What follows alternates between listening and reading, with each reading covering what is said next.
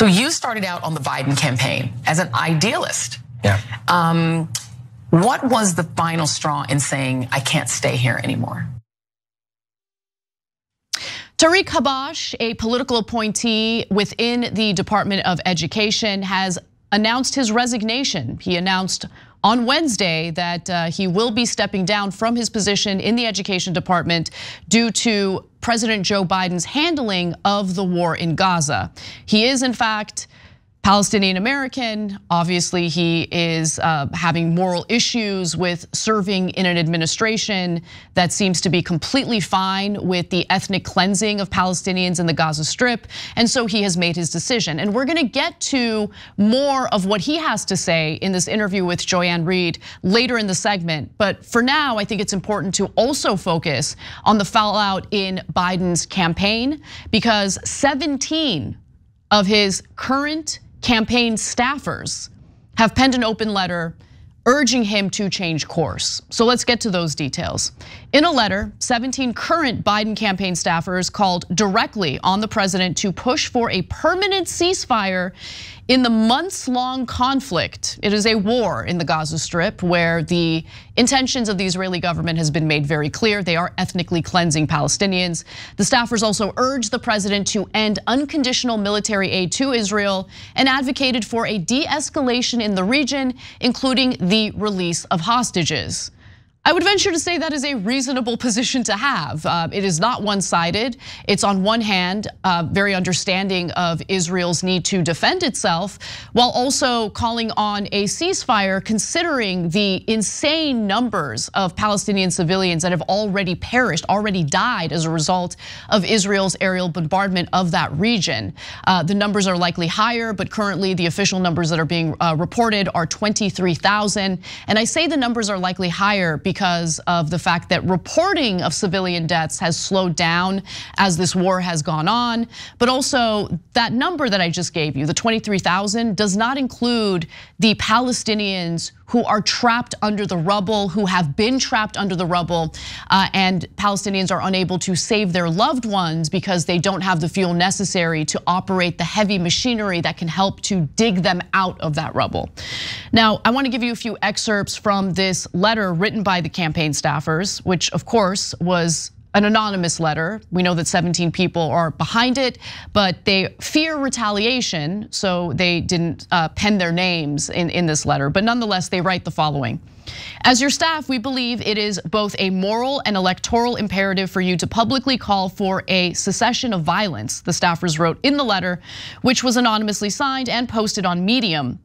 Complicity in the death over 20,000 Palestinians, of over 20,000 Palestinians, 8,200 of whom are children, simply cannot be justified. Biden, for president's staff, have seen volunteers quit in droves, and people who have voted blue for decades feel uncertain about doing so for the first time ever because of this conflict. It is not enough to merely be the alternative to Donald Trump. The campaign has to shift the feeling in the pits of voters' stomachs, the same feeling that weighs on us every day as we fight for your reelection. Now, Biden's handling of the war in Gaza has not sat well with the American people. Poll after poll indicates that the majority of voters, upwards of 60%, and I'll give you the exact polls in just a moment, want a ceasefire. And so think about how demoralizing it is to work as a Biden campaign staffer. You're already at a huge disadvantage. You're already working to try to get Biden, an incredibly unpopular, and let's keep it real, up there in age, he's 81 years old, and that has been working against him. You're working hard to try to get him elected.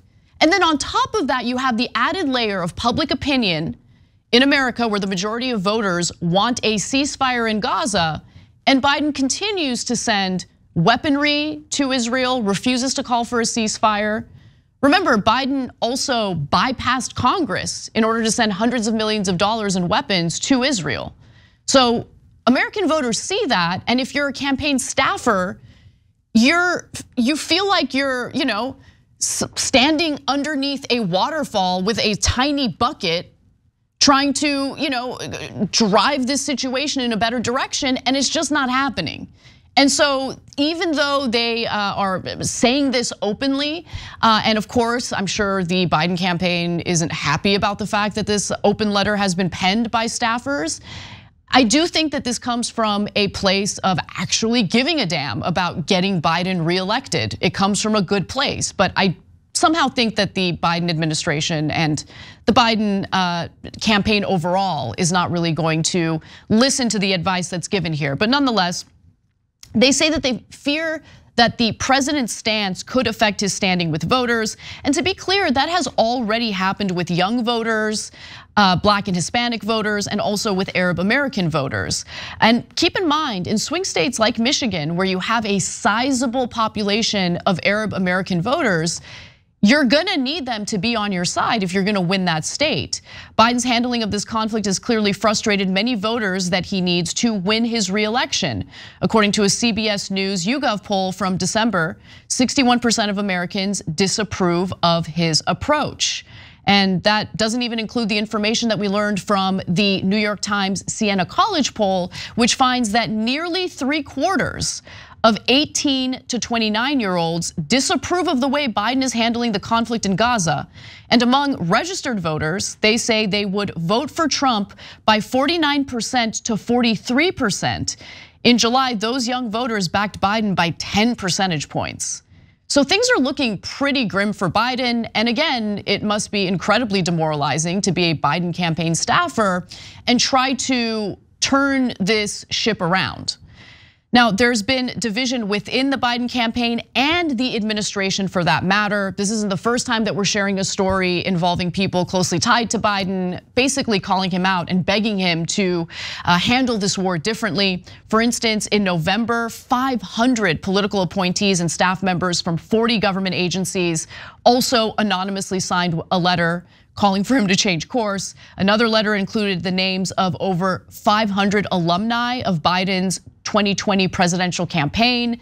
Then you have White House interns also writing an open letter urging President Biden to, again, rethink the way he is handling this war and the way he is supporting Israel's right-wing government, especially now after he has been, well, not him, but Israel's been pretty vocal and open about the fact that they're trying to permanently displace Palestinians from the Gaza Strip. They're in talks with various countries to see if those countries are willing to absorb Palestinians, including the Democratic Republic of Congo. That's ethnic cleansing. And so that is an issue. And one other thing I want to just quickly note, there are Israel supporters who are now questioning the veracity of this latest letter from the campaign staffers. Since they put this letter out anonymously, there are no exact names attached to it. And I understand why they would do that. Think about how easily you get called an anti-Semite in this country. Not everyone works at TYT, okay? Other places will fire you if you criticize Israel critically, if you're critical enough and you're vocal enough in your criticism and people start calling you anti-Semite as a result, that's gonna work against you in the workplace and in the job market. And so I understand that fear, but Biden supporters and those who think that ethnic cleansing of Palestinians in the Gaza Strip is totally fine and above board, they're questioning whether this is hilarious, whether this letter was even written by campaign staffers. So Politico reported this, and Politico literally spoke to 3 of the campaign staffers to verify the veracity of the letter and who's behind it. But it doesn't matter, the evidence doesn't matter. Because anyone who has a conscience and anyone who dares speak out against what Israel is doing should be condemned, should be discredited, should be ignored. It's so incredibly ridiculous and laughable. Now, how is the Biden campaign responding to this? Well, let's get to that because apparently one of the Biden campaign members spoke to Politico anonymously. This is a campaign official who spoke to Politico anonymously. Are we gonna question the veracity of this person? Does this person even exist? Did Politico just make it up? I don't know. I mean, that's how stupid the argument is. But nonetheless, here's what the campaign staffer said. When it comes to President Biden's position, he has been unequivocal. Israel has the right and obligation to defend its people after the October 7th terrorist attack. I agree with that. They do have the right to defend themselves because it's not black and white. It's not either Israel gets to do whatever it wants and defend itself, or it just sits back and does absolutely nothing. No, it's not a binary here. It's not either or. Israel gets to defend itself. Israel can take out Hamas. I think that taking out Hamas first of all, I don't think that they're focused on taking out Hamas right now. I think they're hyper focused on punishing all Palestinians living in the Gaza Strip. But in doing that, they are reproducing Hamas militants. We all know that. So their strategy is not only cruel, breaks international laws, breaks international laws pertaining to the Geneva Convention. It's also counterproductive and allows for more extremism to fester and grow. So the idea that people who are critical of Israel's tactics do not believe that Israel has the right to defend itself, that is a lie. Israel doesn't get to do whatever it wants. You don't get to ethnically cleanse people. You don't get to break international laws. You don't get to do all this. Level an entire region, every single residential building, every single hospital. You don't get to do that. That's not the same as defending yourself. And if someone is critical of that, it doesn't mean that they do not believe that Israel should defend itself. All right, let me continue with this ridiculous statement. He, meaning Biden, also knows the importance of earning the trust of every community, does he? Which is why he is working closely and proudly with leaders in the Jewish, Muslim, and Palestinian communities in America. Democrats are super embarrassing. Yeah, that was an embarrassing statement. What does that even mean? What does that even mean? Oh, he's working with Jewish people and Palestinian people here in America. Is he gonna call for a ceasefire? And is he gonna continue to send 2,000-pound bunker buster bombs to Israel with absolutely no strings attached, unconditional support? Is he gonna keep doing that? Because if he's gonna keep doing that, I gotta be honest with you all, I don't give a damn who he's having conversations with here in the United States, okay? I don't care about the surface level, shallow diversity of the Democratic Party. What I care about is, action. I care about results. I want to see policies that are indicative of giving a damn about the humanity of all people, including Palestinians currently being wiped out in the Gaza Strip. Now let's get back to Tariq Habash. That was the Education Department official who has since stepped down following the letter released by the campaign staffers. Tariq Habash, who is a political appointee in the Department of Education, announced his resignation due to the president's stance on the Israel-Hamas war. Now, he is Palestinian American, as I mentioned earlier. I'm sure that weighed in on why he decided to step down.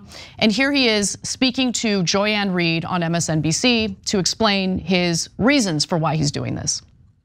Unfortunately, all of that great work has been completely overshadowed because of the president's complete unwillingness to demand an immediate and permanent ceasefire. And it is creating immense danger for millions of Palestinians in Gaza, but also for Americans here at home. Yeah, and you cited in your letter some of the sort of restatements of false information that have dehumanized Palestinians. That would include President Biden, who did repeat early on, some things that turned out not to check out, that accused Palestinians of, or accused Hamas of, but also just saying he didn't believe the numbers of Palestinian dead, which the UN believes.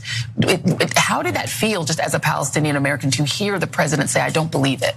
I mean, it's heartbreaking. It hurts. It is a dehumanizing thing to hear from the president of the United States, someone who you worked so hard to campaign for and elect. And I definitely don't blame him for feeling the way that he does. The campaign staffers who put out this letter, they've made their point of view known, and I think they should step down, much like Tariq Habash decided to step down, much like Former State Department official, veteran of the State Department, Josh Paul, decided to step down over the transfer of weapons to Israel with no conditions. Make a real stance. If he's not going to listen, then why are you going to work on a campaign that urges people to vote for him? And if there's any question about what the intentions of the Israeli government happen to be, I do think it's important for you to listen to their officials. Listen to what they say out loud, certainly in the international press. They tend to tell Americans what they want to hear because we want to feel good about ourselves. We don't want to feel as though we're supporting ethnic cleansing. So they'll tell us what we want to hear. But you listen to the UK press, you listen to, let's say, Israeli ambassador to the UK and what she says when she's on the press in the UK. Look, what does she say? What are the intentions of the Israeli government as it pertains to Gaza? Let's watch.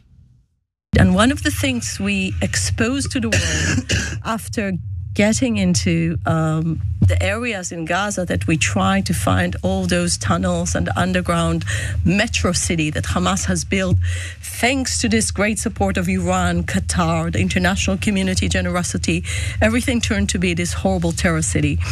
One of the things we realized that every school, every mosque, every second house has an access to tunnel. So this is, and of course ammunition. But that's an argument for destroying the whole of Gaza, every single building in it. So do you have another solution how to destroy the underground tunnel city, that this is the place where the terrorists hide, where they have all their ammunition?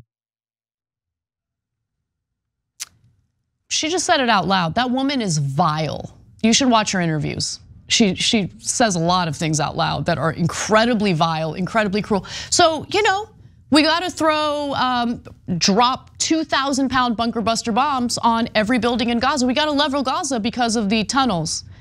Which, by the way, have they destroyed the tunnels? Do those bombs destroy the tunnels? Has there been any evidence of that? They want to level Gaza, make it unlivable for Palestinians, so they have no choice but to leave the Gaza Strip, whatever remains of the Palestinians in the Gaza Strip, however many of them remain, they want to force them out. And then you have other members of the Israeli government openly salivating over building Israeli settlements in the Gaza Strip. I mean, Bezalel Smotrich made that very clear on multiple occasions. It's just so incredibly sick. So I commend those who have the courage to speak out. I totally understand why people would put this letter out there without sharing their exact names. But once the Biden campaign decides, no, we're gonna keep sending them the bombs so they can carry out the ethnic cleansing, we're not gonna listen to you, we don't care what you have to say, then you gotta make a tough decision. I have no interest in voting for Biden over this. I don't care. No one's gonna shame me, no one's gonna fearmonger to me about Donald Trump. I don't care, I don't support Biden. I can't look at what he is capable of supporting and see him as a good person, period. So the question is, for the people who are being ignored, the people who are close to Biden right now, what do you do next? Do you keep working for him? Do you keep trying to get him elected? Or do you step down? We'll see. If you enjoyed this video, that's because of our members. They make us independent, they make us strong, and they make us honest. Become a member today by hitting the join button below.